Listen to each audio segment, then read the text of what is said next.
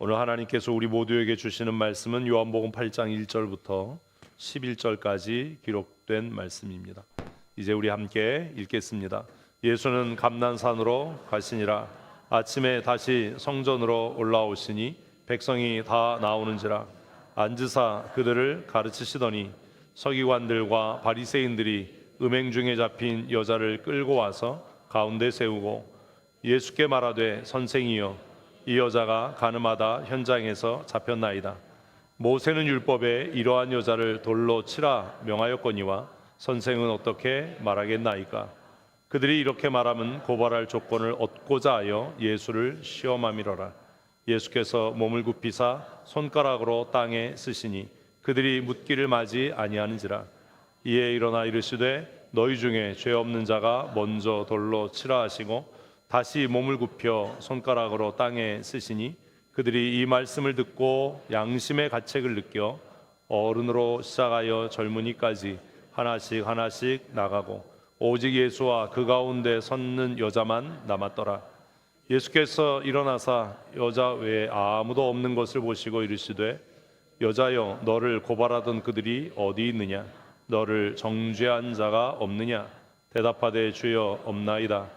예수께서 이르시되 나도 너를 정죄하지 아니하노니 가서 다시는 죄를 범하지 말라 하시니라.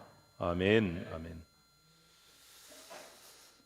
우리가 지금 마가복음을 묵상하고 있습니다. 혹시 마가복음을 묵상하면서 두려움이 되고 떨림이 됐던 그런 말씀이 있으시나요? 마가복음을 묵상하면서 인생을 살아가면서 교회 나오면서 신앙생활하면서 종교인으로 살아가면서 가장 큰 저주가 뭘까? 묵상하시면서 혹시 생각하신 것, 깨달으신 것이 있습니까? 저는 마가복음을 매일 이렇게 묵상하면서 이것이야말로 가장 큰 저주구나 라고 깨달은 것은 이 말씀입니다. 이 말씀 마가복음에만 기록된 것이 아니라 이사야에도 기록되어 있고 구약의 여러 곳에 기록되어져 있습니다. 보기는 보아도 알지 못하며 듣기는 들어도 깨닫지 못하고 그렇게 하신 목적은 돌이켜 회개함으로 죄사함을 얻을까 봐 하나님께서 그들에게 보고 아는, 듣고 깨닫는 은혜를 주시지 않은 것이다. 제가 2007년도에 우리 교회 왔으니까 14년이 됐습니다. 뭐 햇수로 또 14년인데 또 만으로 13년이다 이런 쓸데없는 생각하지 말고 여러분들은 저를 10년 넘는 시간 동안 보셨습니다. 그리고 제가 여러분들에게 가르치고 전하는 것을 들었습니다. 그런데도 여전히 알지 못하고 깨닫지 못합니다. 담임 목사가 어떤 사람인지, 무엇을 목적으로 신앙생활을 하는 사람인지, 우리 교회의 목회 방침이 무엇인지, 우리가 추구하는 것이 무엇인지를 10년 넘는 시간 동안 듣고 보고도 깨닫지 못합니다. 그래서 신뢰하지 않고 그래서 순종하지 않습니다. 10년 넘는 시간 동안 가르침을 받고 어떻게 행동하는지, 어떻게 결정했는지, 그리고 그 결과가 무엇인지를 보았음에도 불구하고 알지 못합니다. 그래서 새로운 일이 시작되고 새로운 일을 행하면 의심합니다. 그리고 나와 생각이 달라, 내 뜻과 달라 라고 말합니다. 꾸준하게 다른 길을 갑니다. 왜지요? 왜일까요?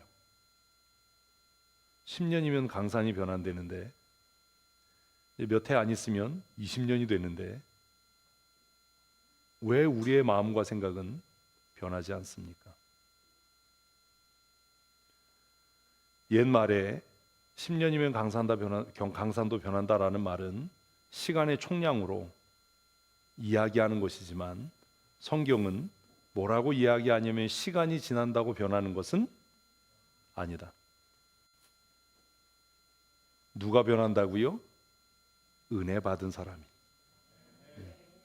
깨닫는 사람이, 보고 들은 사람이.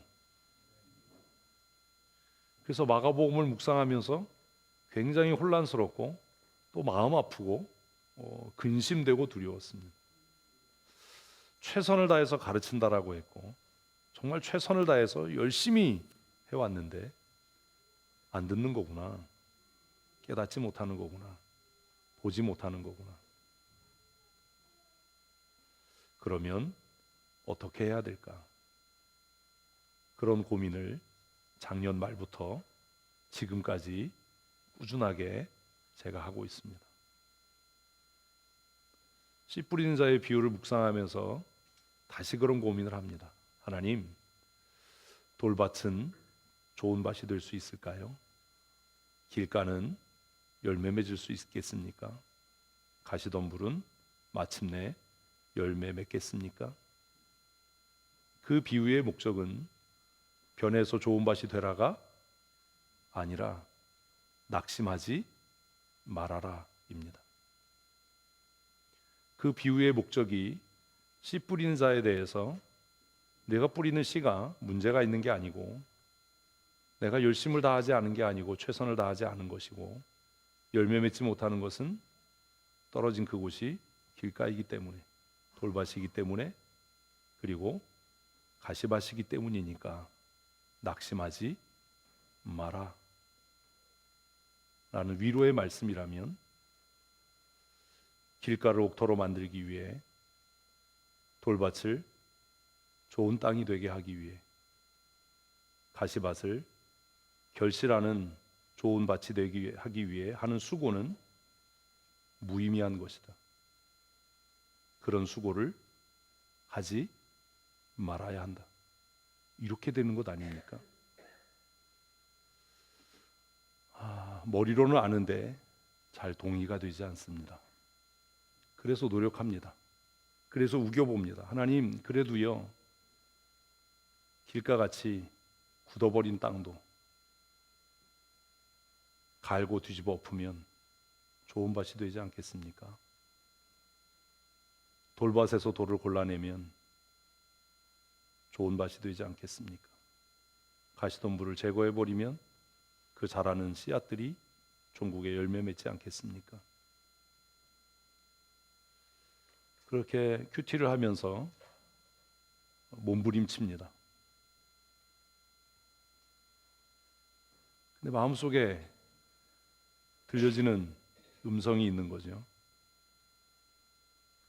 야, 네가 무슨 능력으로 그 굳어버린 땅을 뒤집어 엎을 수 있겠냐? 그건 누가 할 일이에요? 하나님께서 하실 일인 거예요. 네가 무슨 능력으로 그 돌들을 다 옮길 수 있겠니? 그저 네가 할 일은 낙심하지 않고 씨를 뿌리는 것뿐이다. 낙심치 않고 씨를 뿌리면 좋은 땅은 반드시 열매 맺게 될 터이니. 말씀을 묵상하는 일은 그래서 참 어렵고 괴롭고 때로는 힘든 일이고 나와의 싸움이기도 합니다. 매일 성경을 묵상하면서 그런 고민이 쌓여갑니다. 성경을 읽으면서 그 말씀의 본질이 무엇인지를 이해하지 못하면 불필요한 논쟁과 쟁론에 휘말릴 뿐입니다. 선포되는 예수의 말씀을 들으면서도 바리새인들과 서기관들은 그 말씀을 논쟁의 대상으로 삼았지 순종의 목적이 되지는 않았습니다.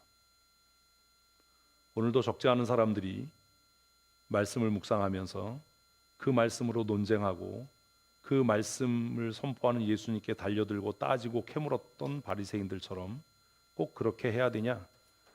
그 말씀이 정말 그러냐라고 묻지만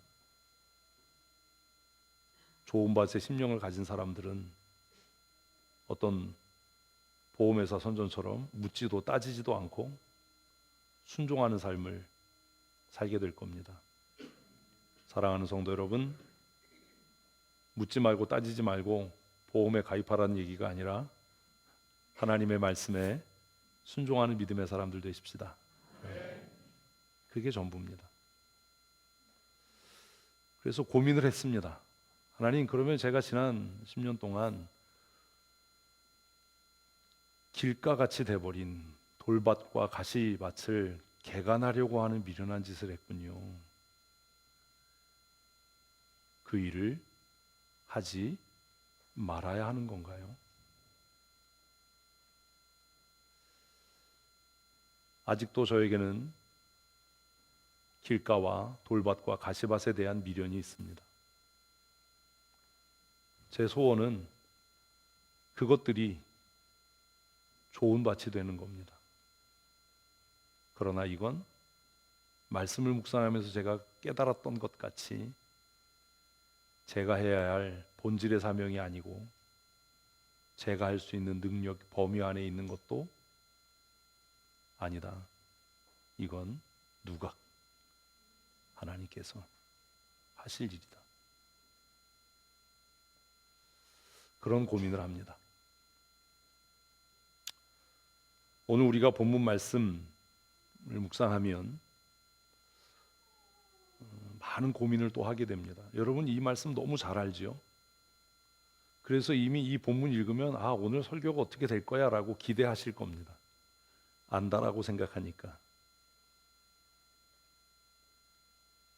근데 그렇지 않을 거요. 오늘 본문은 무엇으로 시작합니까? 예수님께서 기도하러 가셨다로 시작합니다. 질문입니다. 예수님 무슨 기도하셨을까요? 왜 기도하셨을까요? 예수님에게 기도가 필요합니까? 여러분에게 묻습니다. 여러분은 왜 기도하십니까? 1번. 그래서 나는 기도 안 한다. 기도에 안 나오잖아요. 수요 기도회, 금요 기도회. 그래서 난 기도 안 한다. 기도를 왜 해야 되는지 모르겠고 기도가 필요 없다라고 생각하기 때문에 나는 기도 안 한다.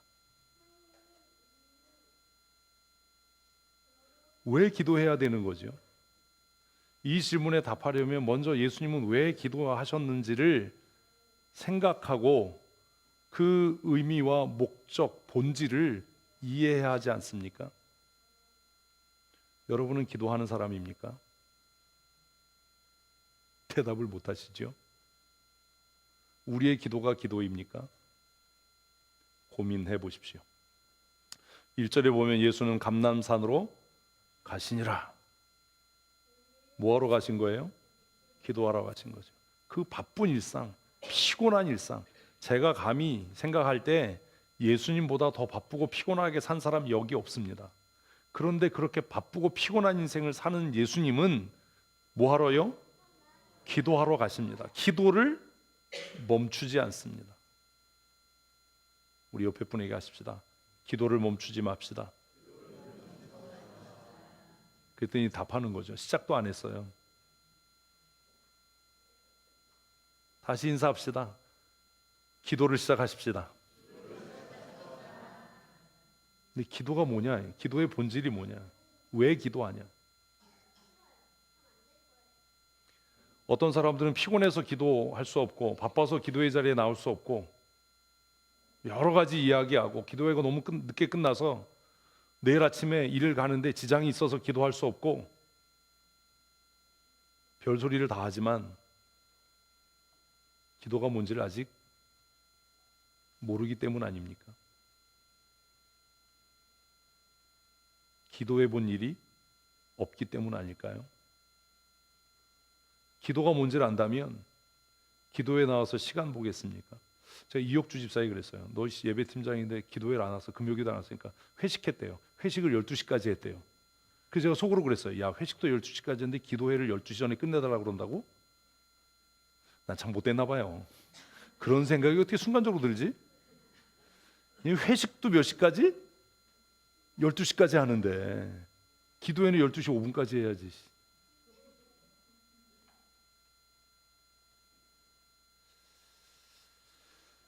예수님은 기도를 마치시고 2절을 같이 읽습니다. 아침에 다시 성전으로 들어오시니 성전으로 가십니다.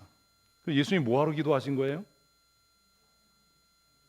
무엇을 해야 할지 그리고 그 일을 감당하기 위해 뭐 하신 거예요? 기도하신 겁니다. 특별히 교회 직원인 여러분, 목사로, 장로로, 권사로 그 직분과 사명을 감당하기 위해 기도하십니까? 기도해 본 일이 있으십니까? 하나님, 내가 목사로 하나님이 맡겨주신 이 직무와 사명을 잘 감당할 수 있도록 하나님의 뜻이 무엇인지 깨닫게 하시고 무엇을 어디에서 어떻게 해야 할지를 깨닫게 해주십시오라고 기도해 본 적이 있습니까? 그렇게 기도한 사람이라면 하나님의 뜻이 아닌 자기 생각을 이야기하지 않겠죠.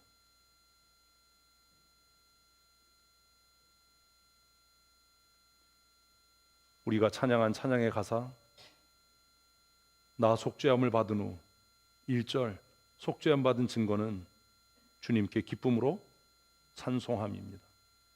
내가 속죄함을 받은 증거 2절, 내 생각 버리고 내 뜻 버리고 주의 뜻을 행함입니다. 기도하는 모습은 있고 기도하는 척은 하는데 여전히 내 생각에 내 뜻을 고집한다면 그는 여전히 죄 가운데 사는 사람이고 성령의 사람은 아닙니다.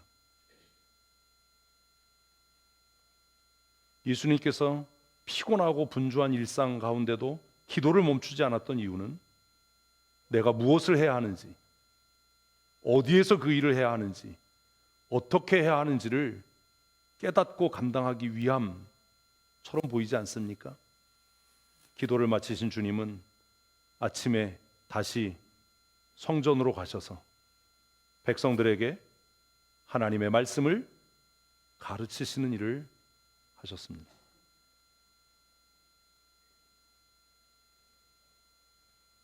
오늘 우리가 신앙의 방향을 잃고 교회가 교회되지 못하는 이유는 우리 각 사람이 자신의 의지, 자신의 뜻을 굽히지 않고 자신이 원하는 방향으로 교회를 만들어 가려고 하기 때문 아닙니까? 우리가 정말로 하나님 앞에 엎드려서 하나님, 이때에 우리가 무엇을 해야 합니까? 하나님의 뜻이 어디에 있습니까? 하나님의 뜻이 무엇입니까? 라고 엎드려 기도한다면 모두가 한 마음으로 한 뜻으로 같은 말을 하지 않겠습니까? 왜요? 하나님은 한 분이시고 주도 한 분이시고 성령도 한 분이시기 때문입니다.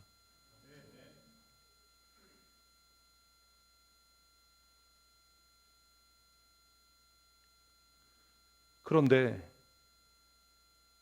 성경은 알고 기도하는 척은 하고 금식하는 척은 하고 지도자라고 자부하는 다른 생각을 하는 사람들이 있었습니다. 누구요? 서기관이요. 그들은 다른 목적을 가지고 성전에 나왔습니다. 이 사건의 배경은 성전입니다. 성전은 하나님께 예배하기 위해 모이는 곳입니다. 하나님의 말씀을 강론하고 선포하기 위한 곳이 성전입니다. 그런데 이들은 스스로 성경을 잘 알고 성경을 가르치는 지도자라고 자부하고 금식하고 기도하는 것을 자랑하는 사람들이었지만 그들은 다른 목적을 가지고 성전에 나왔습니다. 그들은 말씀을 듣기 위해 예수님께 나오지 않았습니다.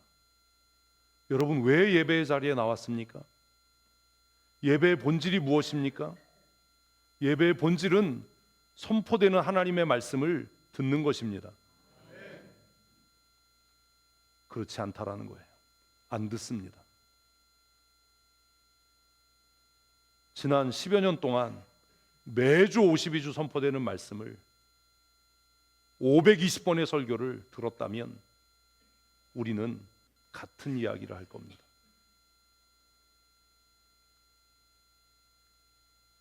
(1040번의) 말씀을 들었다면 어떻게 다른 이야기를 할 수 있습니까?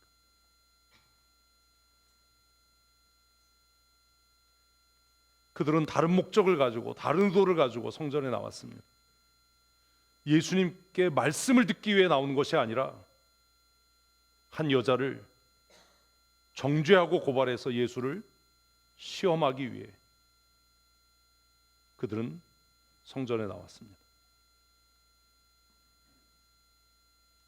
오늘도 적지 않은 사람들이 순종하기 위해 말씀을 듣는 것이 아니라 그 말씀을 꼬투리 잡고 그 말씀을 논쟁거리로 삼기 위해 말씀을 듣습니다. 그래서 예배가 끝나면 야, 꼭 그렇게 얘기해야 돼? 그런 식으로 말해야 돼? 그게 옳아? 라는 이야기를 합니다. 여러분은 어떻습니까? 말씀을 듣기 위해 모였습니까? 아니면 정죄하고 고발하기 위해 모였습니까? 순종하기 위해 말씀을 듣습니까? 평가하고 판단하기 위해 말씀을 듣습니까? 하나님의 뜻을 깨달아 내 뜻을 포기하고 그 뜻을 이루기 위해 기도합니까? 경건한 척, 의로운 척, 믿음 있는 척, 자신을 과시하고 위장하고 거짓말하고 속이기 위해 기도의 자리에 나옵니까? 같은 공간 성전에 있다고 해서 모두가 다 본질적으로 같은 부류의 사람은 아니라는 겁니다. 그들은 예수님께 현장에서 가늠하다 잡힌 여자를 붙잡아 와서 이 여자가 현장에서 가늠하다 잡혔는데 우리가 알고 있는 율법, 우리가 알고 있는 모세의 법에는 이런 여자는 돌로 치라고 명령했습니다. 당신은 무엇이라고 말할 겁니까? 이렇게 말한 것은 하나님의 공의, 율법의 정의, 교회의 거룩을 세우기 위함이 아니라 그들이 그렇게 말한 이유는 예수를 고발하고 예수를 시험하기 위함이었다고 6절은 기록합니다. 우리가 말씀을 읽고 묵상하는 목적이 무엇입니까? 그 말씀을 듣고 내 생각을 버리고 순종하고 복종해서 하나님의 의를 드러내기 위함입니까? 아니면 이 사람들처럼 여전히 고발하고 시험하고 분쟁케 하고 다툼과 싸움을 만들기 위함입니까? 불순종의 이유를, 불신앙의 이유를 만들기 위해 말씀을 묵상하는 것입니까? 나도 너만큼 안다. 나도 배울 만큼 배웠다. 나도 알고 있다. 같은 장소에 같은 일을 하고 있는 것 같아 보이지만 본질적으로 다른 일을 하고 있는 겁니다. 이 사람들은 율법의 정의를 세우기 위해, 하나님의 거룩함을 위해, 하나님의 교회의 거룩을 위해 이 일을 하고 있는 것이 아닙니다. 우리가 무언가를 주장하고 우리가 무언가를 고집할 때 그게 정말로 하나님의 공의와 교회의 유익과 하나님의 나라를 위한 것입니까? 아니면 내 욕망을 위한 것입니까?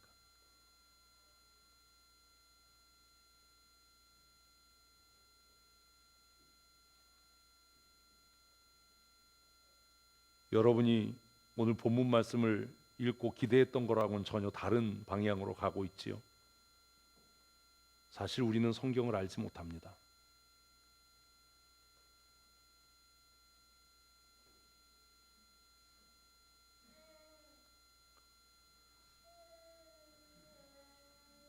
말씀드린 것처럼 서기관과 바리새인들은 기도하는 사람들이었나요? 안 하는 사람들이었나요? 이거 한다고도 얘기하기 뭐하고 안 한다고도 얘기하기 뭐한 거예요. 그지요? 그들이 정말로 기도하는 사람들이었다면 이런 짓을 못할 겁니다. 외형을 보지 마십시오.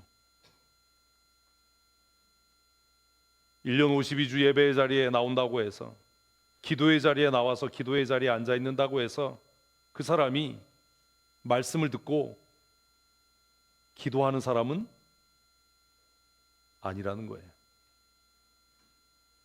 바리새인들과 서기관들은 스스로 우리가 성경의 전문가야, 내가 성경을 알아, 꼭 그런 식으로 해석해야 되나? 그들은 하루에 5번씩 기도를 하고 일주일에 2번을 금식해서 그것을 자신들의 종교적인 의와 거룩으로, 나 새벽기도 하루도 안 빠져, 새벽기도 좀 나오지 좀, 기도의 자리에 좀 나오지 좀, 기도하는 사람인가요?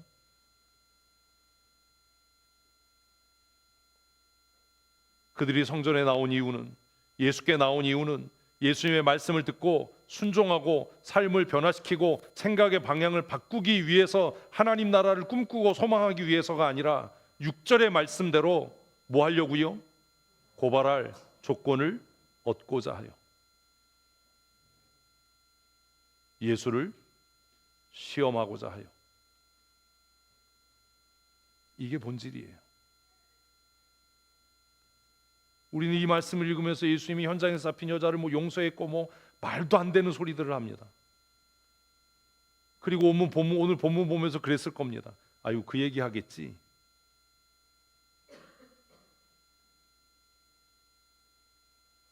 여러분에게 다시 묻습니다. 오늘 교회 왜 나오셨나요? 말씀을 듣기 위해 오셨습니까?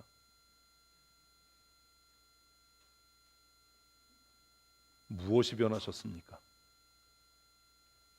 어떻게 달라졌습니까?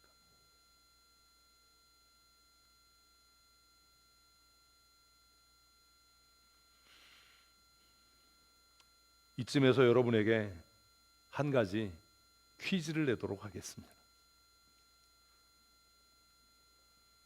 바리새인들과 서기관들은 예수님께 나와서 모세 율법에는 이렇게 기록되어 있다. 뭐라고요? 가늠하다 잡힌 여자는 돌로 치라고 기록되어 있다. 당신은 이 사건에 대해 뭐라고 말할 것이냐?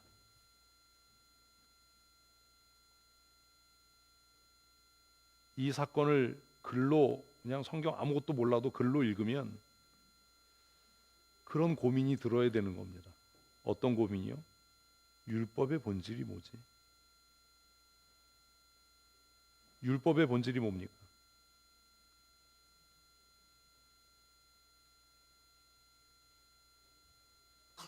우리 신명기 말씀 묵상했습니다. 왜 가늠한 사람을 돌로 치라고 했지요? 글을 안 읽는 거예요. 왜 치라고 그랬지요? 대답을 안 해. 성경 모르는 거예요. 성경 아는 척 하지 마세요. 성경 가지고 논쟁하지 마세요. 이걸 답할 수 없는데. 그 사람 정죄하기 위해서가 아닙니다. 그 사람의 죄가 공동체 전체를 타락시키지 못하게 하기 위함입니다. 율법의 본질은 사람을 정죄하는 게 아닙니다. 율법의 본질은 그들로 하여금 하나님 앞에 의로운 자로 나아가 예배케 하기 위함입니다. 근데 보십시오. 율법을 알고 율법을 지키는데 예수님께 나와 말씀을 듣지 않고 예배가 안 된다면 그 사람이 율법을 통해 누군가를 정죄하고 이건 잘못된 거야, 이건 그렇지 않아 라고 떠들고 이야기하는 게 의미가 있습니까? 무의미합니까? 그게 본질입니까? 본질에서 벗어난 겁니까? 이해되셨어요? 율법의 본질은 우리로 하여금 예배자가 되게 하는 겁니다. 아멘. 율법의 본질은 사람을 죽이는 게 아닙니다.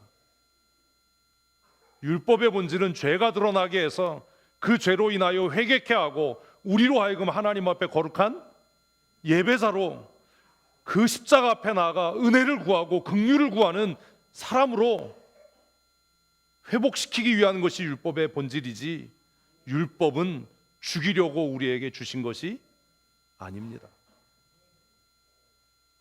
율법으로는 누구도 하나님 앞에 의롭다함을 얻을 수 없습니다.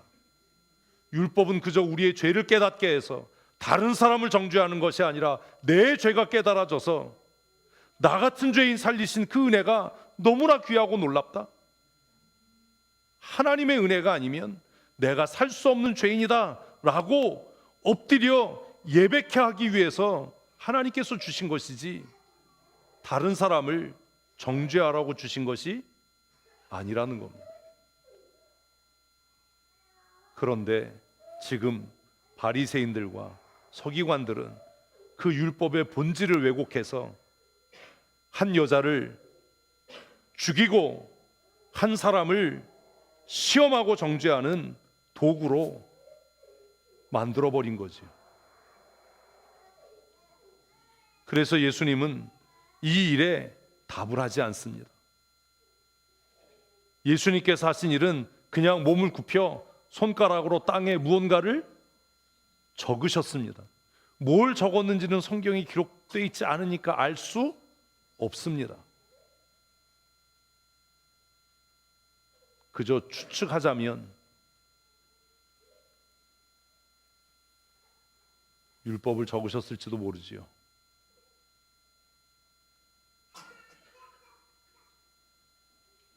율법의 본질을 기록하셨을지도 모를 일입니다. 율법을 주신 의미를 기록하셨을지도 모르겠습니다. 그러나 그것은 우리가 알 수 없습니다. 그런데 놀라운 일이 일어납니다. 그들은 그 글을 읽고 차마 예수님께 묻지를 못했습니다.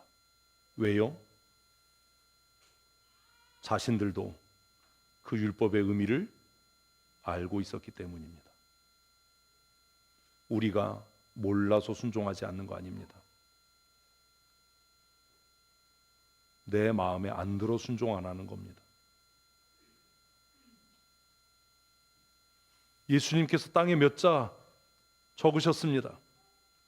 사람들은 다 침묵하고 그 글을 읽었을 겁니다. 그 글을 읽고 누구도 성경에 대해 그렇게 박식하다고 주장했던 서기관도, 그렇게 기도 많이 하고 금식하고 종교적인 행위로 나를 따라올 수 없어라고 건방을 떨었던 바리새인도 물을 수가 없었습니다. 묻는 자가 없었습니다. 예수님께서 몸을 세우셔서 그들에게 말씀하셨습니다. 너희 중에 죄 없는 자가 먼저 돌로 쳐라. 무슨 말이에요? 아니요. 맨날 들었던 얘기하지 말고 이게 율법이에요. 누군가를 고발하려면 고발하는 그 당사자가 먼저 그에게 손을 대야 합니다. 신명기 안 읽으셨어요? 신명기 큐티 했잖아요. 뭘 묵상한 거예요?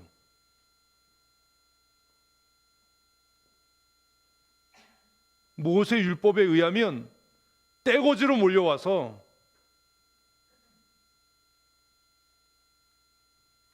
우기고 소리 지를 것이 아니라 그 일에 뭐가 된 사람, 증이 된 사람이 먼저 돌로 치도록 규정되어 있습니다. 무슨 규정이죠? 무슨 말이지요? 그게 의미하는 게 뭐지요? 그 행위의 본질이 뭐지요? 이해하십니까?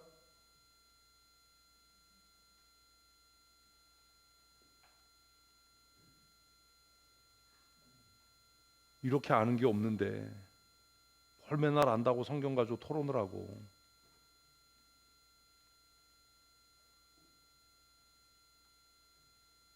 그 행위의 의미가 뭐예요? 나도 이 죄를 지으면 죽는다.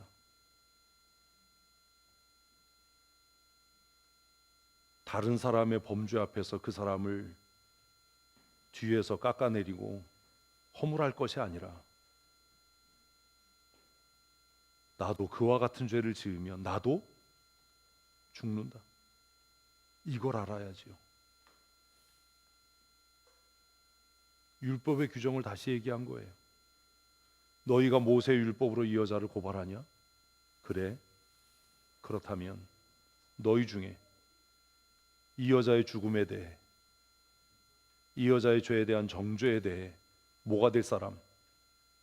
증인이 될 사람이 먼저 돌로 쳐라. 여러분이 기대했던 거랑은 좀 다르죠?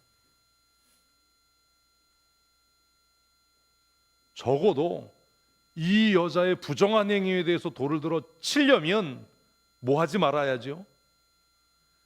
자기는 그러지 말았어야죠. 자기는 그러지 말았어야죠. 이 여자의 부정한 행위를 고발하고 정죄하고 돌로 치려면 그놈도 잡아왔어야죠. 이해되십니까? 간음은 혼자 합니까? 왜 이 여자만 잡아왔습니까? 뭐 때문에요? 시험하고 고발하려고 그런 거 아닙니까? 율법의 의를 세우고 공동체의 거룩을 위해서 한 길이 아니라 내 명분, 내 뜻, 내 의지, 이걸 위해서 여자만 잡아온 거 아닙니까? 어떻게 간음을 혼자 합니까? 현장에서 잡았으면 그놈도 잡아왔어야지요. 율법의 의를 세우기 위했다면, 공동체의 거룩을 위한 거라면 그렇게 했어야지요. 그리고 이것은 예수님께 올 일이 아니라 어디로 갔어야죠? 법정으로 갔어야죠.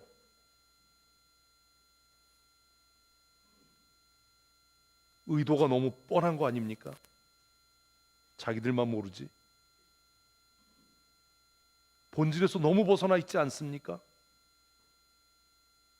우리는 늘 정직과 공의와 공평을 이야기합니다. 아, 그거 부당한 거야 라고 얘기합니다. 그렇게 얘기하는 너는 정당하냐?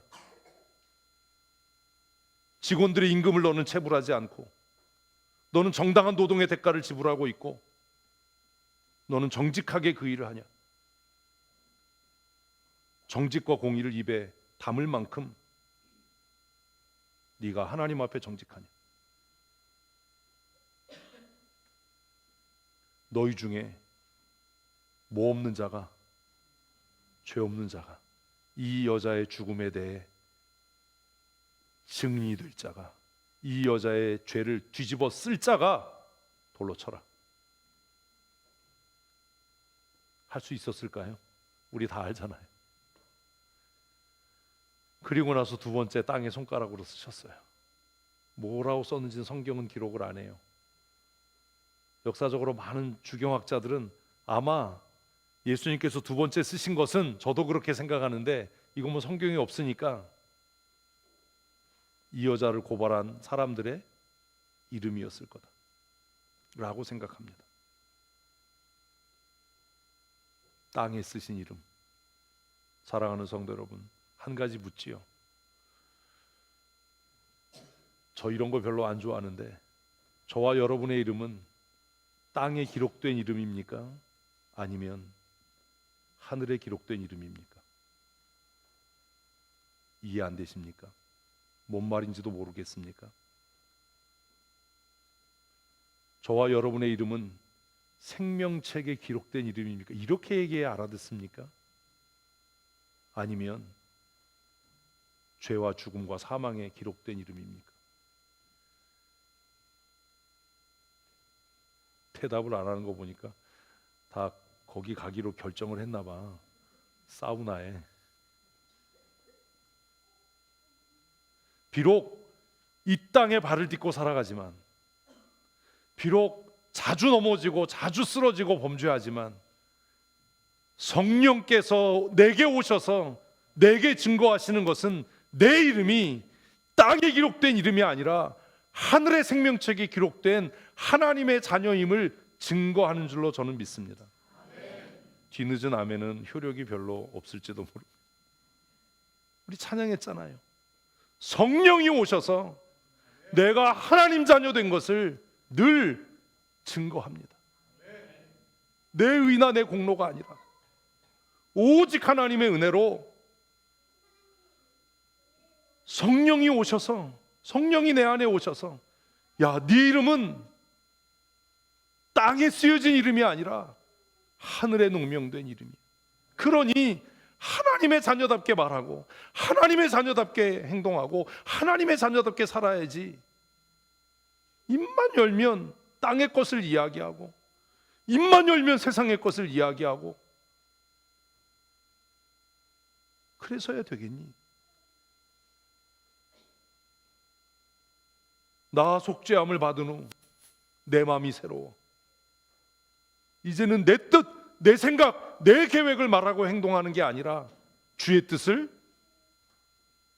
행하며 살게 하신 은혜를 우리 늘 감사하십시다.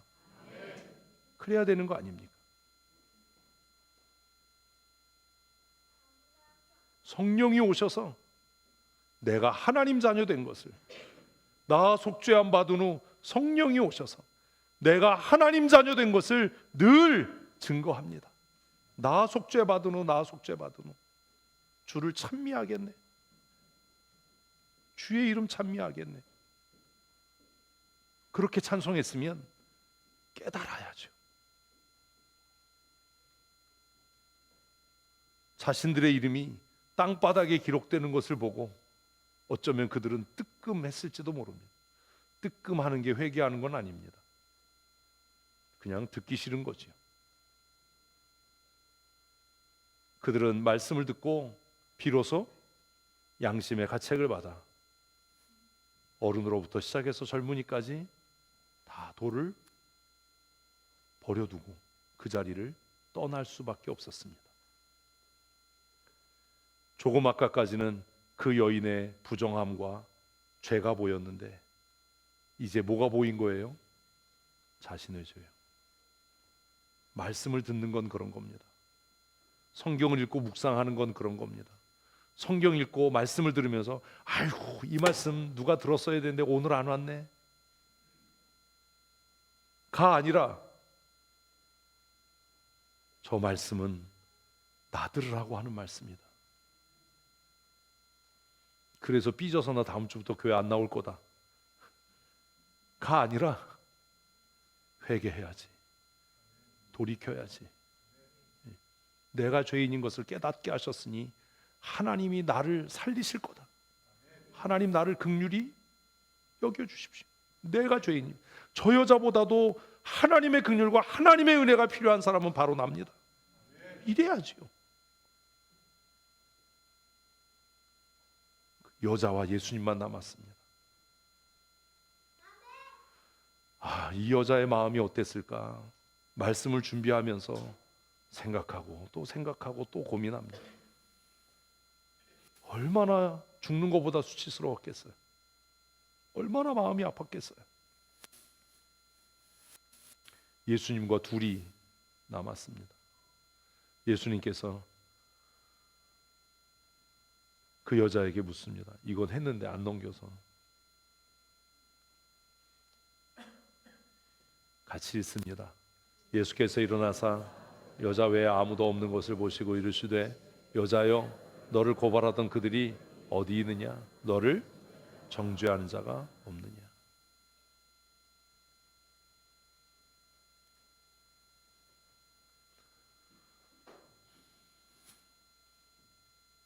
여러분, 누가 나를 정죄하느냐가 중요하지 않습니다. 그럼 뭐가 중요하죠? 그렇죠. 말씀 묵상하기 전에 두 곡의 찬양을 했습니다. 첫째는 나 같은 죄인 살리시니고 두 번째는 정결한 마음 주시옵소서입니다.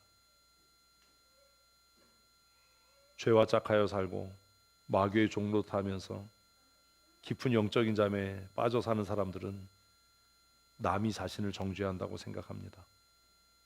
그래서 듣기 싫어하고 불편해합니다. 그러나 정결한 양심, 깨끗한 마음, 구원의 감격과 은혜를 깨달은 사람은 자신이 자신을 정죄합니다. 누가 나를 정죄해서 내가 부끄럽고 수치스럽고 창피한 것이 아니라 나의 깨끗하고 정결한 양심이 나를 정죄해서 하나님의 은혜를 구하게 되는 겁니다. 여러분은 어떻습니까? 여전히 목사가 나를 정죄하고 성도들이 나를 무시하고 누구 때문에 내가 부끄럽고, 그게 신앙의 본질은 아닙니다. 아무도 나를 정죄하는 자가 없어도 뭐가요? 내 선한 양심이, 내 선한 양심이 나를 정죄해서 부끄러워할 줄도 알고 수치스러워할 줄도 알고 근심하며 눈물을 흘려 통회하며 회개케 해야 하는 것 아닙니까?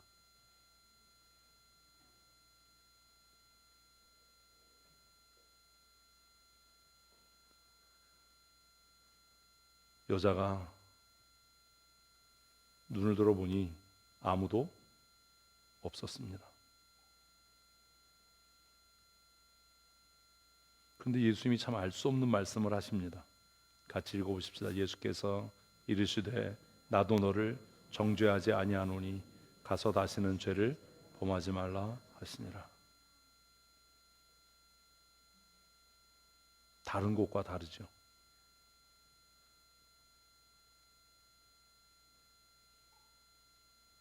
다른 본문에선 이거 뭐라고 써놓겠어요? 내 죄를 사하였다, 뭐 이렇게 쓰여지지 않겠습니까? 그런 생각도 안 드세요? 예수님이 뭐래요? 정죄하지 말래요. 정죄하지 않는데요. 정죄하자. 아니 까맣게 써놨는데도 안 보이나? 굵게 해놓은 거? 나는 보이는데. 예수님이 뭐래요? 나도 너를 정죄하지 않는다. 무슨 말이에요?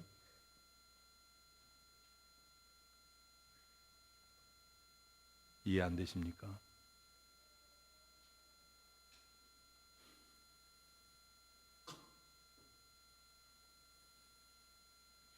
왜 우리가 예수를 믿고 구원함을 받고 천국 소망하고 산다고 하는데 왜 삶이 안 변하고 맨날 그 모양 그 꼴로 사시는지 아십니까?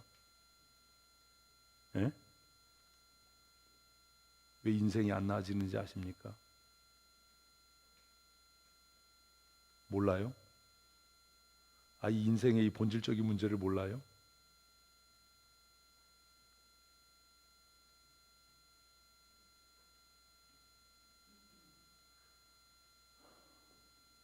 다른 성경 같으면 여기에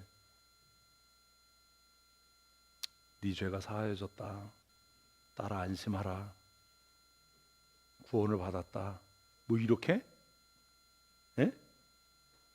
쓰여져야 되는 거 아닙니까? 아예 생각이 없어요? 그죠? 그런데 왜 예수님은 용서했다는 얘기를 안 하죠?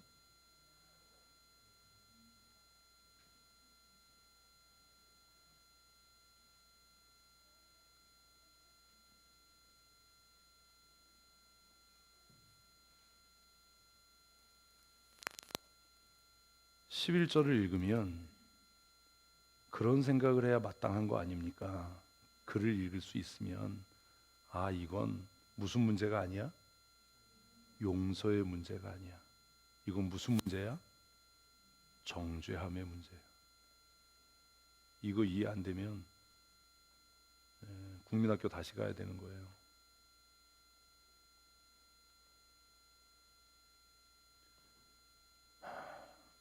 갈 길이 머네요. 여러분, 박문사님, 하나님께서 예수 그리스도의 보혈의 피로 권사님의 모든 죄를 용서하신 거 믿으십니까? 근데 권사님은 권사님을 정죄하잖아요. 안 해요? 내 탓인 것 같고, 내가 잘못해서 그런 것 같고, 내가 잘못해서 주위가 아픈 것 같고, 내가 잘못 가르쳐서 아이들이 이런 것 같고, 그렇지 않으세요? 그렇잖아요. 그러면 하나님께서 예수 그리스도의 보혈의 피로 내 죄를 다 사했다가 참말입니까? 거짓말입니까? 예? 우리가 이런 바보 같은 짓을 하는 거예요. 하나님도 나를 정죄하지 않는데 내가 나를 정죄하면서 그 무거운 짐을 지고 사는 거예요.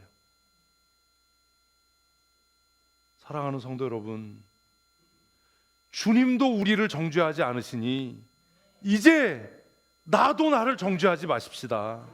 예? 이 본문을 읽으면서도 이해를 못하는 거예요. 그래서 맨날 어려운 일 있으면 나 때문인가? 내 탓인가? 내가 잘못해서 그러나? 내가 믿음이 없어서 그러나? 내가 기도 안 해서 그러나? 그 정죄에 눌려서 죽는 거예요. 한번 하십시다. 주님도 나를 정죄하지 않으신다. 아멘. 이게 죄로부터 자유케 되는 거예요. 아무도 정죄할 사람이 없고, 심지어 누구도, 주님도 나를 뭐하지 않는데, 정죄하지 않는데, 나는 여전히 무능하고, 나는 여전히 바보 같고, 나는 여전히 천치 같고, 늘 내가 나를 정죄하고 상처 주면서 사는 거예요. 그러니 기쁨이 없지요. 하나님의 자녀됨의 권세와 영광이 안 나타나지요. 왜 예수님이 여기에서 내가 너를 용서했다라고 얘기하지 않으시고 나도 너를 정죄하지 않는다라고 말씀하셨을까? 이것도 이해가 안 되는데 무슨 성경을 가지고 토론을 하고.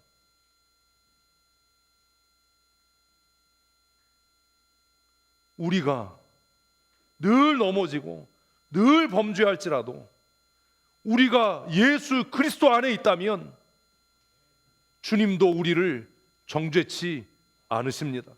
아멘. 아멘. 이게 은혜예요. 이 여자에게는 이 말씀이 얼마나 큰 위로였겠습니까? 나도 너를 뭐하지 않는다? 정죄하지 않는다. 주님이 우리를 정죄하지 않는데 무엇이 우리를 정죄할 수 있습니까? 주님이 나를 의롭다라고 말씀하시는데 누가 우리를 하나님 앞에 고발할 수 있겠습니까? 그래서 바울이 누가 우리를 그리스도의 사랑에서 끊으리요?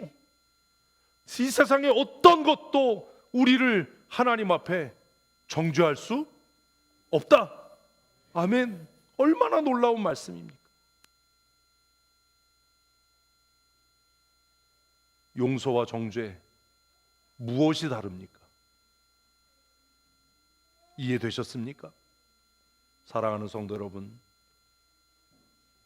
2024년 2월의 마지막 주일을 보내면서 마음에 결심하셔야 합니다. 주님께서 나를 정죄하지 않으시니 이제 나도 나를 정죄하지 않는다. 아멘. 왜 예수 믿는데 자존감이 낮습니까? 왜 예수 믿는데 맨날 남의 말에 휘둘립니까? 왜 예수 믿는데 믿음이 견고하지 못하고 자주 넘어집니까? 누가 뭐라고 한마디 하면 거기에 홀랑 넘어지고, 누가 뭐라고 한마디 하면 그것 때문에 낙심하고, 때로는 내가 너무 한심하고, 왜 그렇게 살아갑니까? 제가 말씀을 묵상하고 준비하면서 다시 깨달은 게 그거야. 아, 내가 여전히 죄 가운데 사는 거. 내가 여전히 죄 가운데 살아가는 증거가 뭐다? 끊임없이 나를 정죄하는 게 누구다? 나 자신이다. 기도하다가도 야, 하나님이 네 기도 들으실 것 같아? 너 이런 죄 졌잖아. 하나님이 너를 멀리 하시는 거 아니야? 너에게서 구원의 감격과 은혜를, 성령의 기름 부으심을 뺏어가시는 거 아니야? 그런 정죄함이 주눅들게 하고 의기소침하게 하고 낙심하게 하고 하나님이 나를 멀리 하시는 것 같아. 하나님이 나를 떠나신 것 같아. 하나님이 나를 버리신 것 같아. 그래서 나 두려워. 이런 마음을 갖고 사는 건 아닙니까? 사랑하는 성도 여러분, 가늠하다 현장에서 잡혀온 그 여자를 정죄하지 않으시는 그 주님께서 우리의 구원자가 되십니다. 모든 사람이 돌을 들고 쳐 죽이려고 했던 여자를 향해 나도 너를 정죄하지 않는다 말씀하신 그분이 저와 여러분의 보호자가 되시고 능력이 되시고 위로자가 되십니다. 그러니 좀 실수하더라도, 또 죄짓더라도, 또 한심한 짓을 하고 낙심하더라도 우리 자신을 정죄하지 맙시다. 그렇다고 뻔뻔스러워지라는 거 아닙니다.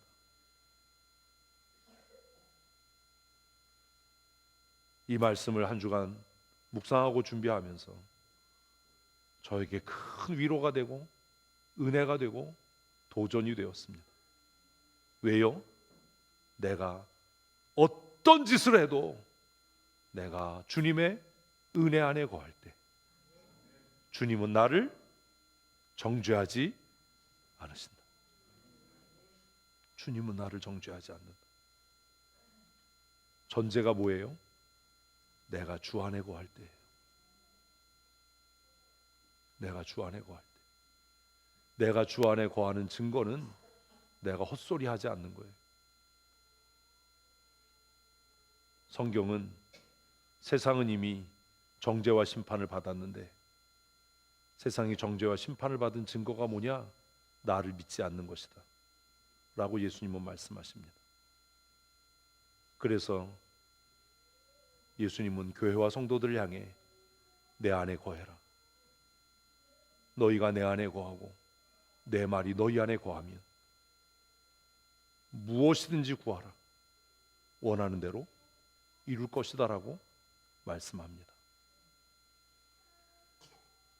하나님은 저와 여러분을 이미 용서하셨습니다. 예수 그리스도의 보혈의 피로 우리가 예수 그리스도 안에 거하기만 하면 그 보혈의 능력이 우리를 깨끗게 하고 정결케 하실 줄로 믿습니다. 그래서 4절 찬양에 나 속죄함을 받은 후 보혈의 공로로 날마다 하나님의 은혜를 덧입고 누리는 삶을 산다. 아멘. 이제 우리에게 당하는 일은 내 죄의 결과가 아닙니다. 내가 죄져서 어려운 일을 당하고 내 아이들이 이렇게 힘겨운 일을 당하나 그렇게 생각하지 마십시오. 이제 하나님께서 우리를 용서하시고 우리를 정죄치 않으시니 지금 내가 당하는 고난과 역경과 시험과 환난도 합력하여 하나님의 선하신 뜻을 이루실 줄로 믿습니다. 그런 믿음이 진짜 구원받은 자의 믿음 아닙니까? 그런 믿음이 있어야 고난이 다가와도 기뻐하고 시험과 환난 중에도 할렐루야 하나님을 찬양할 수 있지 않겠습니까? 우리 좀 그런 믿음의 사람으로 사십시다.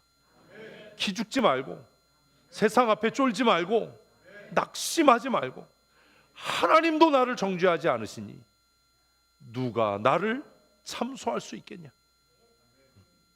그러나 우리가 힘써야 할 것은 다시는 같은 죄를 짓지 않는 겁니다. 예수님은 왜 그 여자를 정죄하지 않으십니까?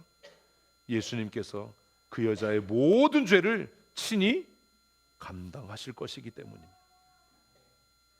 저와 여러분의 지나간 날의 죄와 허물을, 그리고 지금 살아가면서 우리가 실수하고 죄 짓는 것들을, 그리고 우리의 미래의 죄도 주님께서 친히 감당하신 줄로 믿습니다.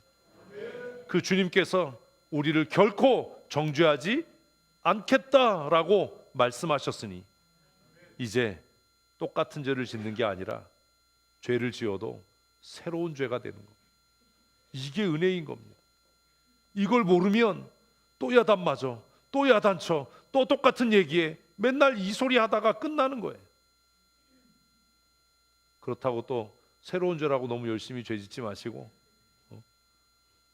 그래서 예수님께서 그 여자에게 나도 너를 정죄하지 않으니 이제 가서 다시는 죄를 짓지 말라. 마지막 한 장을 제가 안 넣었네요 라고 말씀하신 겁니다. 여러분이 알고 있던 말씀과 좀 많이 다르지 않습니까?